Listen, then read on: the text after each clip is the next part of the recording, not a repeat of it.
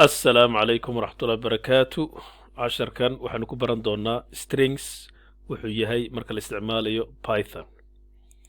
marka string waa wax walba oo ku dhex jira quote waxaana loo isticmaalaa markaad rabto inaad kaydsato wax data inaad meel ku kaydiso ama ku save garayso. marka strings are used for representing textual data. waxaad ku garaysaa string waxaa la isticmaalaa quotes marka ama single quote sida halkan oo kale Ahmed ama double quote aan halkan ku aragno labaduba waa string mar hadduu value ku dhex jiro quote ama single ahaado ama double quote ahaado wuxuu noqonayaa string sidaa awgeed hadda numberkan data typekiis waa string maadaama numberkaas aynu dhex gelinay double quote haddaynu single quote dhex gelinana waa isla midkii marka imika waxaynu arkaynaa tusaalayaal ku saabsan string marka sidaynu hore usoo sheegnay wax walba oo ku dhex jira quote wuxuu noqonayaa string haddaynu xataa number dhex gelino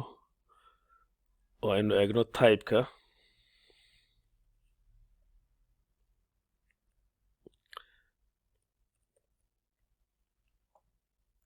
marka variablekaas nameka name inkastoo number dhex gelinay laakiin name baynu bixinay haddaynu eegno data typekiisa wuxuu noqonayaa string marka wax walba oo ku dhex jira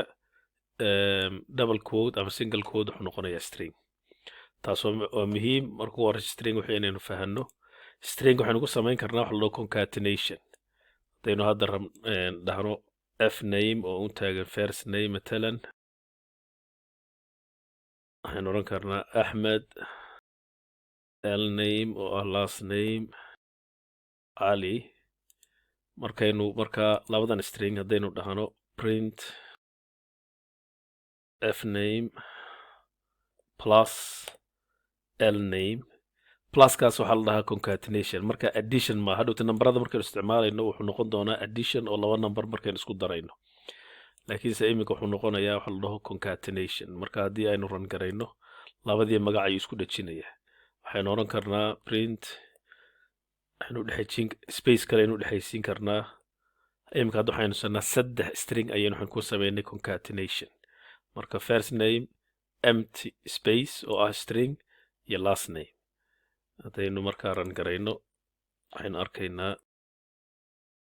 inuu haysano markaa string full nameki inaynu haysano haddaynu doonana waxaynu ku save garayn karnaa intaynu soo qaadano informationkan ayaynu xoran karnaa full name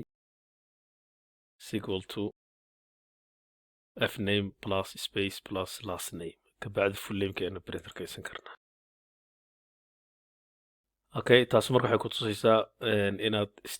stringigii aad ku samayn karto concatenation waxaynu kaloo samayn karnaa haddaynu laba number hadda haysano num1 oo aan string ka dhigno 22 iyo num2 isagana aynu string ka dhigno 23 haddaynu labadooda isku darno iminka waxaad arki doontaan inuu concatenation sameynayo marka haddaynu ran garayno waxaad arkaysaan 2223 ayuu qorayaa marka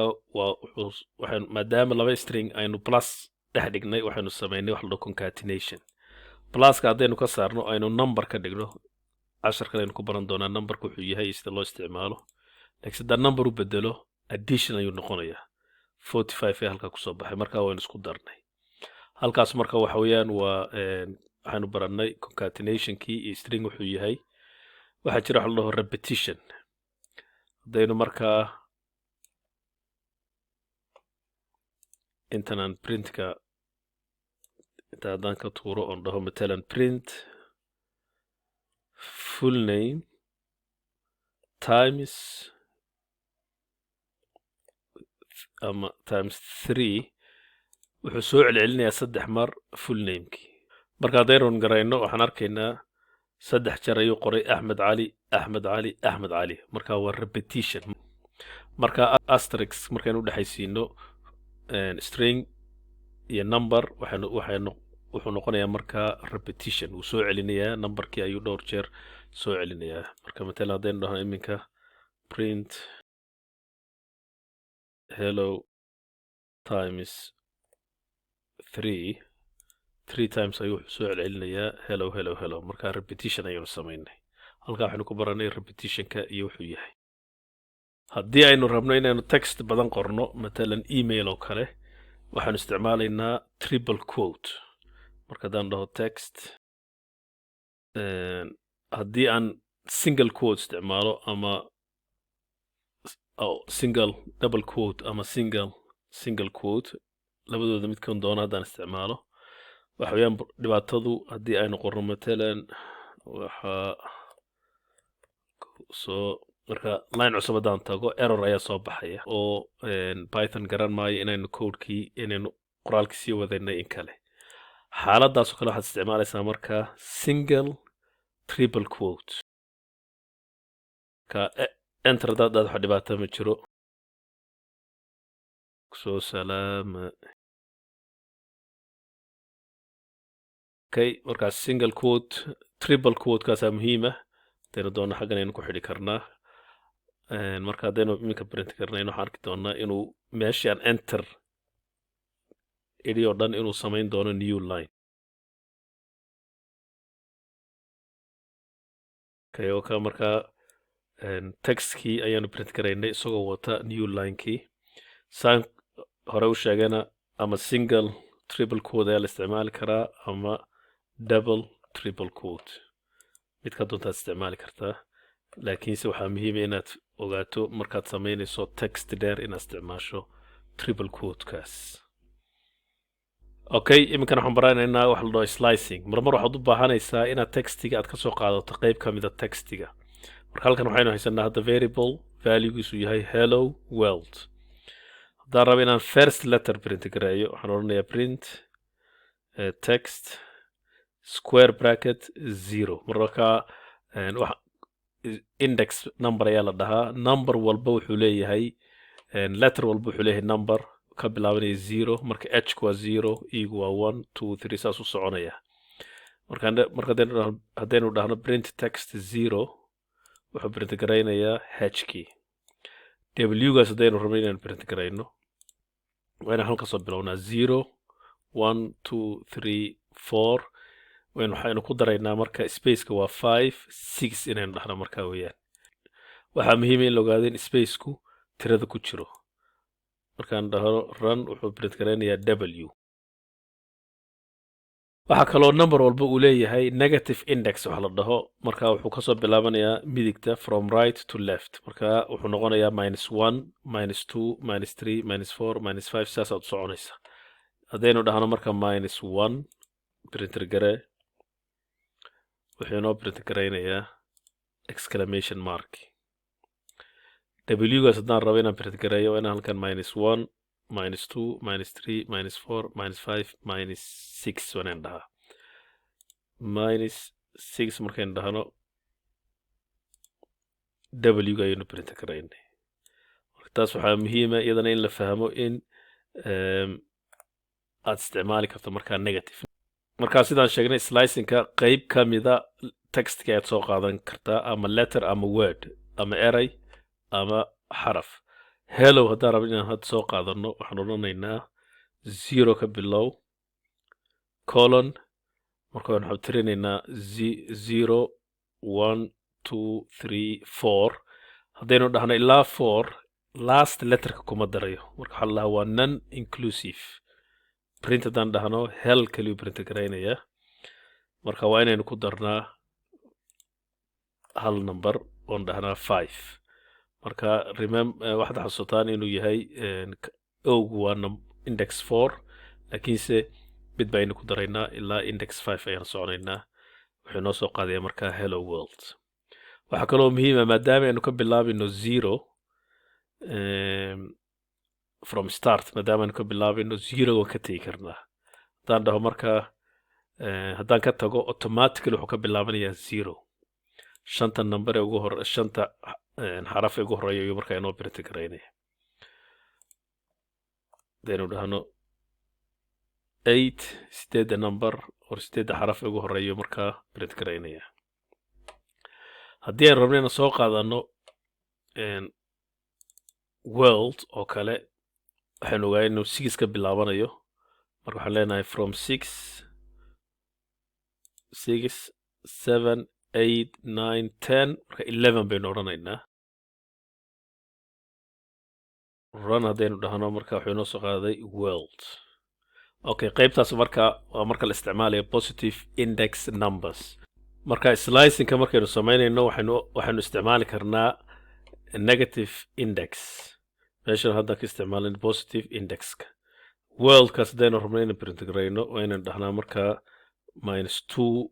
wayaan halkan -3 4 5 6 7 -7 ayaynu ka bilaabaynaa ilaa waxaynu soconaynaa marka -1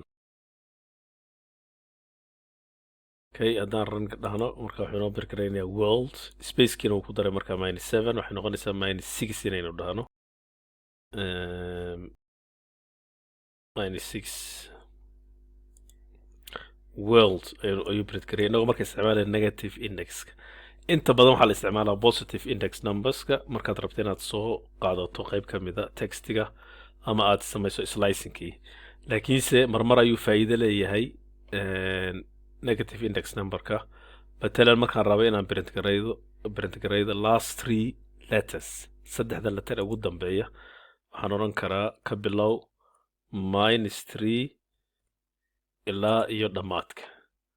taas waxay fududaynaysaa marka inaan print garayo last 3 letters marka ama last 2 numbers ama last 3 numbers text dheer haddaad haysato intaad tirin lahayd waxaad odhanaysaa uun matalan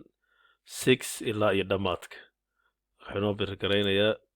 world ayuu ka bilaabayaa iyo exclamation mark iyo intii o dhan buu markaa print garaynaya haddii aynu rabno textiga inta letter ama xaraf u ka kooban inaynu ogaano waxaan isticmaalaynaa commandka ama functionka la yidhaahdo len markaanu print len text wuxuu noo sheegaa textigu inta xaraf uu ka kooban yahay wuxuu yidhi 12 waxaa muhiim in la ogaado markaa spaceka uu ku jiraa tirada markaynu ku darno intaas oo spaceka markaynu ku darno wuxuu noqonayaa 12 character ayuu noqonayaa waxaa kaloo dhici karta marmar textiga aad qorayso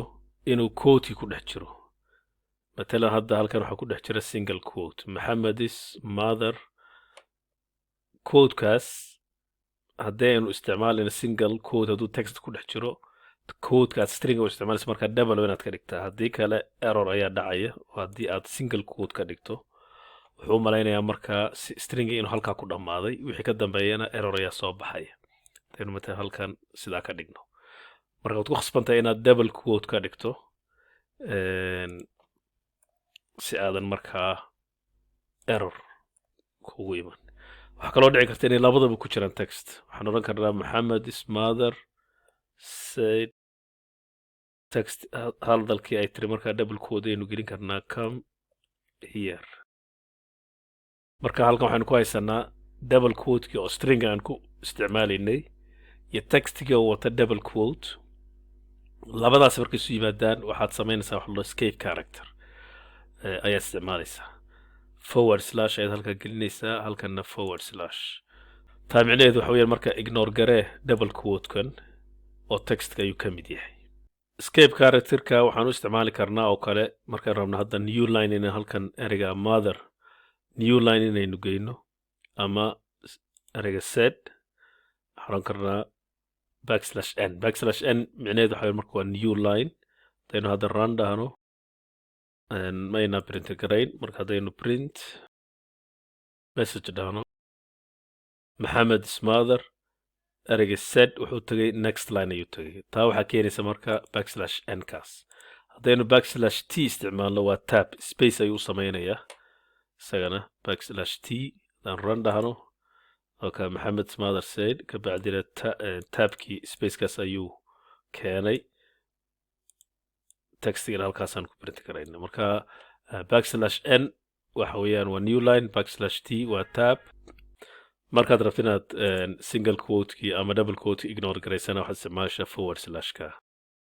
okay hadda waxaan u gudbaynaa qayb muhiima oo la dhaho methods waxa weeyaan waa functions ku ogolaanaya inaad textigii aad wax ka bedesho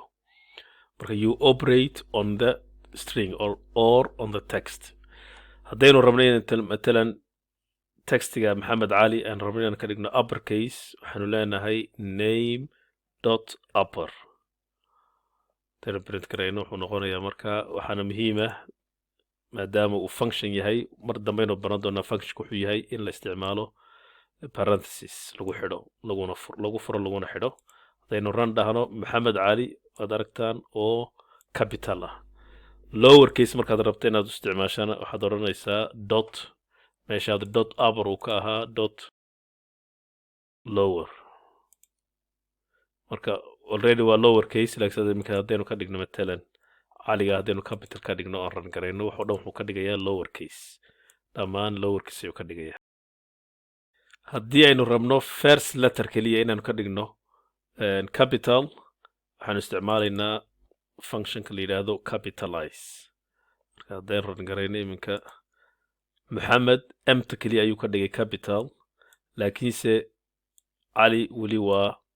lower case haddii aynu rabno xaraf kasta oo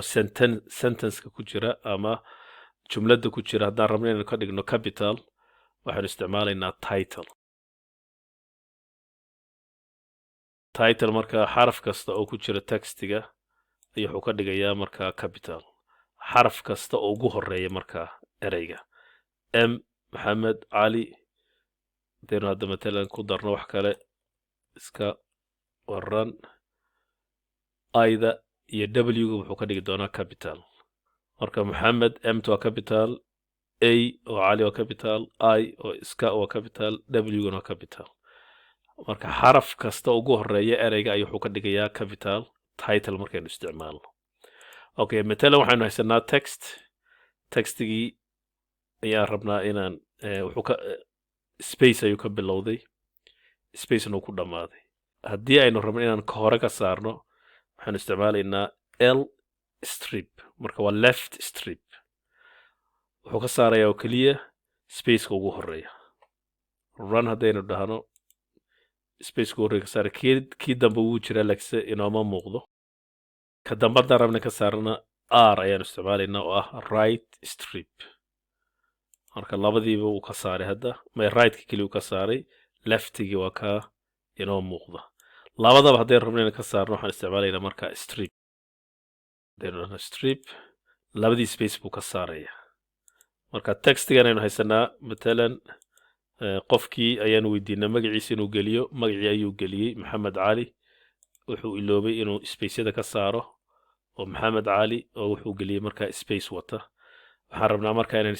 spacekiina ka saarno erey walbana aan capital xaraf walba aan capital ka dhigno marka caliga haddaynu kusoo celino lower casekiisii waxaanu arkaynaa marka functionska in la dhaho chaining wax inaan samayn karno dhowr function ayaad isku xidhiidhin kartaa marka stripki marka wuxuu ka saarayaa spacekii kabacdi waxaan leenahay dot title laba function ay hadda marka isku xidhiidhin hadda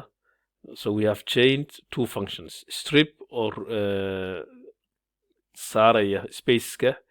iyo title oo markaa ka dhigaya xaraf walba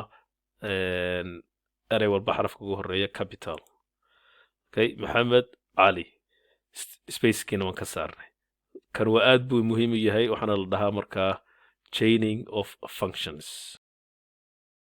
haddii aynu rabno inaynu tirino ereyga xarafka a inta mare ku jiro textiga waxaynu oran karnaa markaa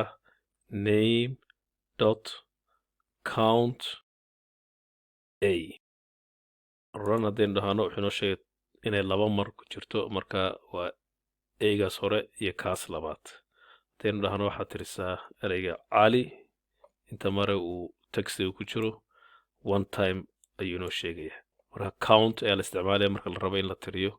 ereyada haddii aynu rabno inaynu ogaano inuu xaraf ama erey ku jiro textiga waxaynu isticmaalaynaa functionka la yidhaahdo find marka halkan waxaan ku qoray maxamed cali is coming waxaan rabaa inaan ogaado ereyga is inuu ku jiro halkan waxaan odhanaynaa print name dot find textiga aynu markaa gelin ama cali aynu eegno matalan cali inuu cali ku jiro textiga aan rabna in ogaano haddaynu ran garayno wuxuu inoo sheegayaa index numberka cali uu ka bilowdo marka hadduu number kuu soo celiyo micnaheedu waxa weeyaan wuu helay ereygii ama xarafkii haddaynu hadda ka bilowno hadda 0 ayaa marka laga bilaabaya marka la tirinayo ka 0 1 2 3 4 5 6 7 8 9 buu markaa ka bilaabanaya xarafka a wuxuu kuu sheegay marka indexku ka bilaabanayay waxaa muhiim in la ogaado inuu yahay find commandkani waa case sensitive haddaynu caali ka dhigno lower case l ma helayo marka xarafkii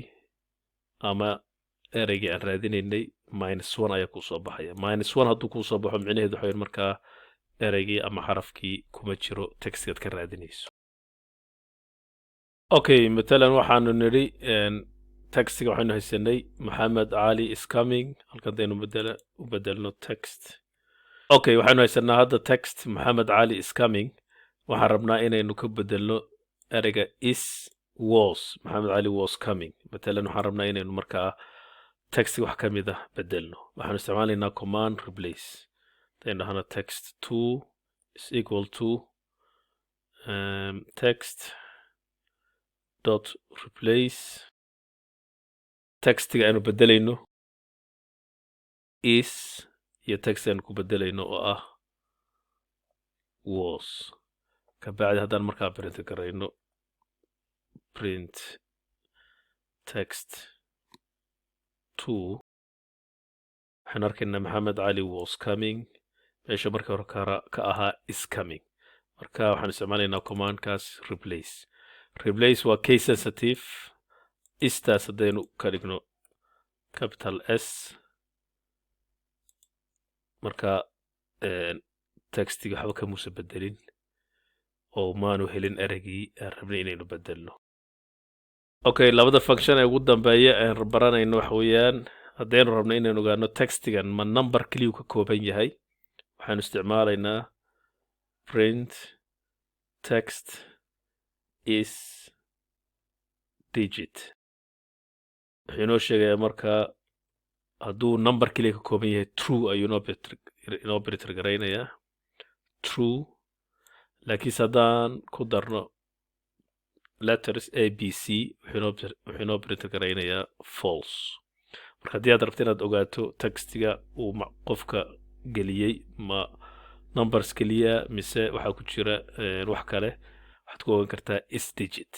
haddii aynu rabno inaynu ogaano inuu textu ka kooban yahay text keliya oo uusan lahayn ama letters keliya oo aanu ku jirin number waxaan leenahay print text is alpha marka true ayuu inoo printer garaynayaa haddii aanu ku jirin wax number ah laakiinse haddaynu number ku darno halkaa marka false ayaa soo baxaysa marka waxaa jira data type la dhaho boolean oo valuegiisu wuxuu noqdaa true ama false matalan haddaynu dhahno old true oo capital T ah valuegiisu waa true print old true ayaa noo soo baxaya haddaynu false ka dhignana marka labadaa value keliya u qaataa booleanku true ama false typekiisa haddaynu eegno markaa haddaynu dhahno wuxuu inoo sheegay inuu yahay bool ama boolean marka luqadaha qaar boolean bay dhahaan laakiinse waa variable valuegiisu uu noqdo true ama false si aad u practice garaysaan wixii aanu soo baranay waxaad samaynaysaan marka intaad videoga joojisaan ayaad ka shaqaynaysaan challengegan markii aad ka shaqaysaan kabacdi videoga sii wada solutionka aan idin tusi doonaa si aad uga faa'iidaystaan wixii idinka khaldan aad u saxdaan marka challenge waxa weeyaan prompt the user to input their first and last name marka weydii userka inuu geliyo first name iyo last name store these values in a separate variables waxaan rabaa laba variable inaan ku save garayno markaa ensure both the first and last name are capitalized waxaynu rabnaa markaa inaynu qofka gelinayo xataa hadduu macluumaadku gelinayo first nameka hadduu matalan geliyo isagoon capital ahayn first letter inaynu inagu capital ka dhigno kabacdi and any extra spaces at the beginning or end of the input are removed haddii space uu geliyo qofku accidentally si khalada waa inaynu markaa spacekaasna ka saarnaa intaa markaynu dhammayno ayaynu markaa waxaanu samaynaynaa finally waxaanu print garaynaynaa a personalized message ayaynu print garaynaynaa qofka hadduu geliyey axmed cali waxaynu odhanaynaa hello axmed cali how are you isku daya kabacdina solutionka ayaad arki doontaan waxaan rajeynayaa inaad ka wada shaqaysaan iminkana waxaan samayn doonaa solutionka si aad uga faa'iidaysataan haddii aad khalad samayseen solutionkii baynu imika samaynaynaa marka hore first name ayaan weydiinaynaa input please enter your first name okay waxaan samayn karnaa markaynu weydiino first namekii ayaan waxaan gelin karnaa markii waxaan ka dhigi karnaa capitalize ama waxaan ka saari karnaa marka hore spaceka haddii qofku space geliyo kabacdi waxaan odhanaynaa capital letterkii first letter waxaan ka dhigaynaa capital last namekana sidoo kale kanun baan soo koobiyeyanaynaa waxaan u bedelaynaa last name please enter your last name kabacdina automatically spacekii iyo waxaan ka dhigaynaa capital waxaan markaa print garaysanaa print inagoo isticmaalayna formatkaan soo baranay f double quote hello first name last name marka halkan axmed cali haddaan gelino wuxuu noqonayaa hello axmed cali